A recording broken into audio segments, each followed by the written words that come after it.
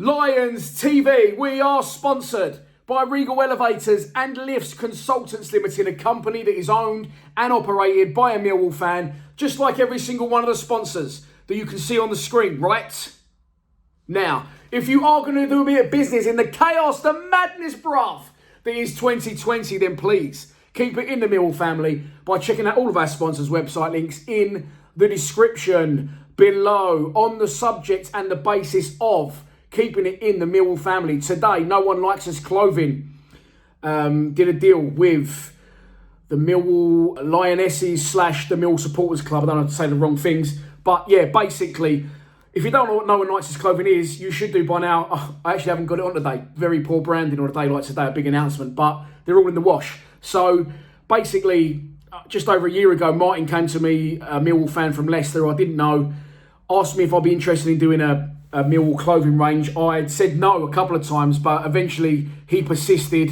and he got what he wanted, and we do the clothing range. The clothing range ships all over the world. We're very pleased with how it's going, and as a result now that's put us in a position with a little bit of money there, and Tom Gow at the Millwall Supporters Club came to us, asked us if we would be interested in sponsoring, so we've gone with it. I'm going to show you now on the screen. Wallop, that is our logo, the No One Likes Us logo on the sleeve. There is going to be a new Lionesses range going up on our website, on the No One Likes Us website. The link's always in the description to that. Underneath, there'll also be, and obviously, sorry, from the new range of Lionesses clothing, £1 from every item sold goes directly to the Lionesses, so it'll be a continuous feed to them. Hopefully, if you like the clobber and you buy it. If you don't want to buy anything from us, but you do just want to straight donate to the Lionesses, there's also an option to do that at checkout on the website. So I've just got that one in. I thought I'd let you know. It's very exciting news. I'm absolutely over the moon with it to see that No One Likes Us logo, something that we created from scratch, which was a spawn of Lions TV in effect, to be on the official club shirt. I'm just going to show you again because I just love it. So yeah, I just wanted to get that one out there. You know, back the Lionesses any way you can, in any way, shape or form. I'll put the necessary links in the description below. But let's get on to the first team now. And of course, we are at home to Stoke City in the opening fixture of the league season 2020-21. This was, of course, Gary Rowett's first fixture in charge of the club against his old club. It was a little bit of a Rowett v Gregory face-off. It's one that we ended up winning by 2-0. Ben Thompson got the first of the Rowett era, and I believe that Jed Wallace got a penalty. Could be wrong on that one for the second. But this time round, it's not really being labelled as that. It's being labelled as, you know, football is back, the return of league football. Last week was okay against Crawley. Yes, it was what it was. And if I follow fuck me over again this week, by the way, and you lot, I'm going to be absolutely livid. But let's leave that in the past. Let's move on to this game against Stoke. A few injury worries, a few people missing, and not been mentioned why. Marlon Romeo's not been around. It hasn't played the whole pre-season. Troy Parrott hasn't really played a lot of the pre-season due to injury. So it's going to be interesting to see Billy Mitchell out long term. It's going to be interesting to see what team he fields. I did do a live stream last night where I let you guys pick the best possible 11 if everyone was fit, if everyone was firing, and eligible for selection. But this is the team this wasn't that team. This is the team that I would pick. And it's not obviously a team that possibly could be picked because there's players out ineligible. Ryan Woods is one of those, of course. He is ineligible to play against his parent club on Saturday. But that's the team I'll go with. And the reason, I'll go 4 at the back, I don't think the 3 at the back, I'm not over the moon with the 3 at the back. The 3 at the back for me is, I love Murray Wallace at left back. I love Alex Pearce, being the leader of that squad. But 90 minutes every week from either or of those, I think we're going to struggle. So I think I'd rather have someone further up the pitch in a 10, in which case you can play Bennett, Mahoney and Jed and have more of an attacking intent. We don't score enough goals. We don't really create enough through the middle of the pitch. So I just feel that, for me, playing it that way and having a player not so weak, a weaker player in effect, if you like, it might sound harsh, in the centre of defence, go strong with our back two and put someone stronger further up the pitch and give us a better opportunity to score goals. Obviously, the only problem is with that, it's going to limit the ability of Marlon Romeo and Scott Malone, if selected in that team I picked, to get forward. But I don't think Rowett will do it. I think he'll play 3 at the back. So now I'm going to give you the team that I think Gary Rowett will pick for Saturday's game. Bart Bulkowski in goal. Hutchinson, Cooper and Murray Wallace, 3 centre-backs. Ryan Leonard, right wing-back. Scott Malone, left wing-back. Ben Thompson and Sean Williams in the centre of midfield, with Jed Wallace on the right, Mason Bennett on the left, and up front, The big dog, Matt Smith. Yeah, of course, Ryan Wood's ineligible to play against his parent club. Marlon Romeo, don't know where he's been, but he's obviously not eligible for whatever reason. Rumours around we must be selling him, which I've seen on social media. I don't believe that's the case. I don't know what's going on, but whether he's got a tweak, whatever it is, but it is what it is, and the club maybe haven't announced it for whatever reason they see fit. So, having said that, he hasn't played the whole of pre-season, so I can't see Marlon Romeo being fit. In which case, I think Ryan Leonard will drop into right wing-back, and Thompson will play with Williams in the centre. I think if Romeo is fit, then I think Leonard will come in and that will push Thompson out the side. Obviously, going forward as well, Matt Smith up front, our top scorer last season, been scoring in pre-season and in the first game against Crawley.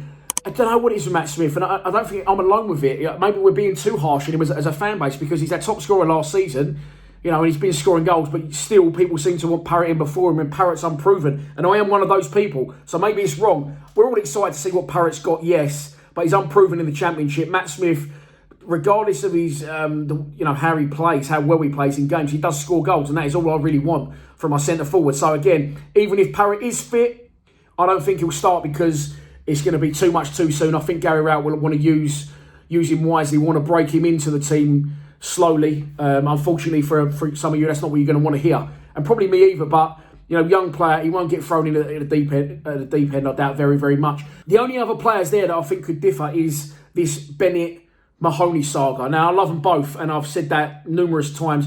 One of them needs to step up to the fold and take the ball by the horns. One of them's got to do that. They play in the same position. Apparently, they're close friends, if you believe what you see on Instagram and things like that, and the gifs that were going around when Bennett returned to the club. But they're good mates, yes, but they're both nearly men in effect. I think that could be harsh on Bennett. He has had his injury problems, and I don't believe that he will have those problems this year with a lot fresher start, being happier in the workplace and where he is, and the fact that he hasn't come into the season at a later stage than the other players. So I don't think he'll have that problem. But him and Mahoney, I keep putting a lot of hope on both their shoulders.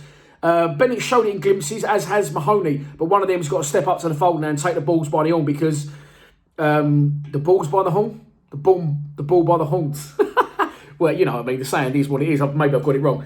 But the outcome is the same. I want one of them to step up, and show us what they got.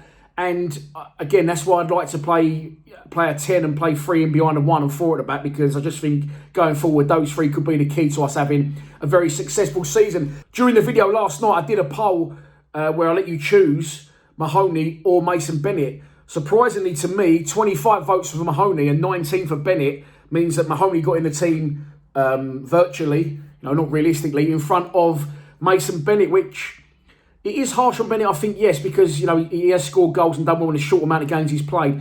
But it speaks volumes for Conor Mahoney. I myself know the sort of player that's in there, and a lot of you started to see that towards the back end of last season, last game against Huddersfield especially. And I think, he's been honest and marked himself as a 6 out of 10 last season. So I think he's got lots to prove this season. And I'm still hopeful, Conor. I'm still going to keep pushing you that you're going to do it this season. But I like to see them both in the team, if I'm honest. And Jed central or Bennett central, Jed right or Jed left, Mahoney left and Bennett central. It doesn't really matter to me where you play those 3. But I feel that those 3 in behind Matt Smith or Troy Parrott is licence for success this season. I really, really do. So let's move on to the opposition. We're going to talk about Stoke City, managed by Michael O'Neill. They've had a dodgy couple of years, Stoke, haven't they? Went down. Gary Rowett was the manager. It didn't really work out for him now. They had Nathan Jones in after that. He was horrendous. They nearly got relegated again. They got rid of him just in time. They brought in Michael O'Neill and he steadied the ship. And they finished the season, last season, with a little bit of a flourish, steering clear of the relegation zone in some style. I remember watching one game against Birmingham. I think it was about 3-0 up after 20 minutes. So they maybe have found their feet now under their manager. And again, with a pre-season, although albeit not the full pre-season, behind him, I'm sure Stoke will be looking for bigger and better things in 2021. They've had 3 games in pre-season. Read into this what you will. They lost 1-0 at home to Burton in one friendly. They then won away at Newcastle 1-0 in a friendly. And sandwiched in between that, they drew 0-0 against Blackpool in the Carabao Cup and went on to win the game on penalties by 5-4. So friendlies can't read a lot into it, yes. I think they'll be coming to the Den confident. I think they're going to start the season well, Stoke. I'm slightly worried about Saturday, if I'm honest. I'll get onto the prediction soon. But first of all, the one to watch, we know who it is. Millwall legend Lee Gregory returns to the club. As I said last season, he didn't have a lot of joy when he returned, and that was a testament to our defending that day.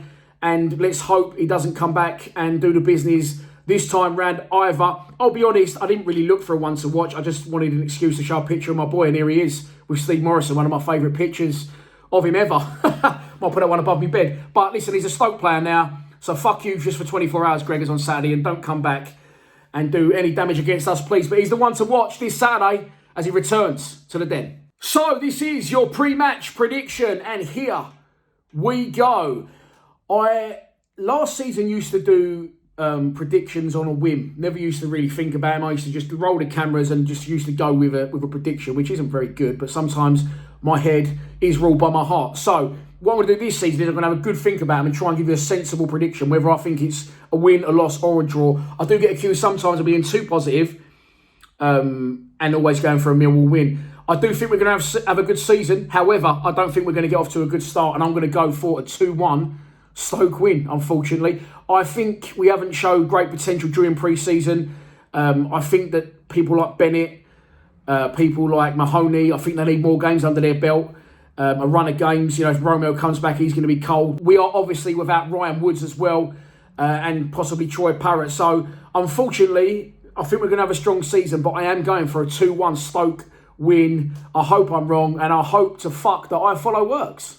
So that's your lot for this first league pre-match prediction of the season. I'm sorry it's not the news that you wanted to hear, but I've got to be honest, and I don't think we're going to get off to the best of starts. I hope I'm wrong.